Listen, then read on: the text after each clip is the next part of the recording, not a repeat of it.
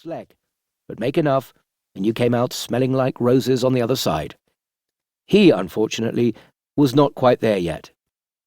"Is the jet ready to go?" Getz asked, his anger tempering. The breathing had helped, but the answer he got had his blood boiling once again. "I'm afraid the jet's a no-go, sir," the guard replied as Getz's face began to flush red. "What?" "They know about your jet, sir. It's too much of a risk, but we've made alternative plans." As Getz waited for these alternative plans to be explained, he found himself sitting in total silence, apart from the roar of the BMW's engine. "Well, Davies, you prick, are you going to explain them or not?" Davies was used to the man's temper, and given the circumstances he wasn't surprised, so he calmly turned back once again. "We've secured another plane at a local airstrip. It'll be a bumpy takeoff, but it will get us over to France, and from there you'll transfer to a jet. It's all arranged." The details appeared to calm Getz once more, and as the nervous twitching in his shoulders began to subside, the financier settled back into his seat. Once airborne, he could go anywhere. There were immutable dangers that went side by side in his chosen profession, but with the money he made, finding a safe house and country was not one of them. "Good. Then get me in the air."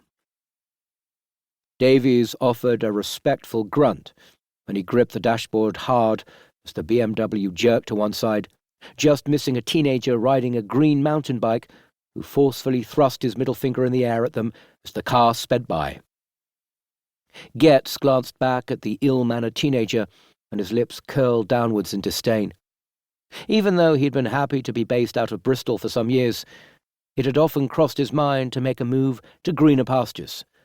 Bristol wasn't London, or New York, and he was happy to be leaving, although he had never envisaged it happening under such undesirable circumstances. His company had offices in most of the main Western capitals, but after this debacle, he would have to relocate further afield until the authorities could be handled. "What's our ETA to the airport?" "It's an airfield, and we're only 7 minutes out," Davies replied, his response serving to ease Getz's nerves further, so much so that he smiled smugly. "UK police," he sneered, letting out an arrogant snort. "Useless bastards." He had barely finished his insult when the entire back of the BMW was lit up in a barrage of red and blue flashing lights, and Getz looked back to see 2 BMW 335 police cars zip past the Porsche Cayenne and fall in right behind him. Shit! As he turned, his eyes widened as he caught sight of Davies, who was already pulling out a semi-automatic short-stock Bushmaster Parabellum from his footwell. "Jesus, put that away! No guns!" Davies looked surprised. Getz wasn't known to be bashful at the sight of blood, especially that of the police. He lowered the weapon back to the floor and picked up a walkie-talkie while he watched Getz duck down from the back window, fearing any police cameras. "Strike Team 2. No engagement. Keep your firearms shadowed." "Acknowledged. Orders," came the crackled reply from the Porsche 2 cars back. "Do it the old-fashioned way," was all Davies had to say as the Cayenne now pulled out and sped closer until it was parallel with the police car on the right, and then slammed into it, using the bull bar as the tip.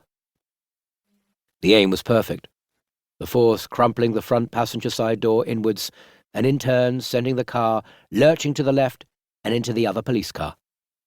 Their tyres connected, ripping the corner panel into pieces, and with one heavier shunt, both police cars screeched through the barrier and down a grass embankment, spinning out of control as the BMW continued to accelerate, followed closely by the Porsche SUV. The timing had been flawless, and although the police car's passengers would have a few cuts and bruises, there would be no fatalities, just as Getz wanted. And therein lay the problem. Getz was getting soft, perhaps too soft. Davies eyed his would-be employer as Getz fidgeted nervously, staring back at the 2 police cars tangled up against one another.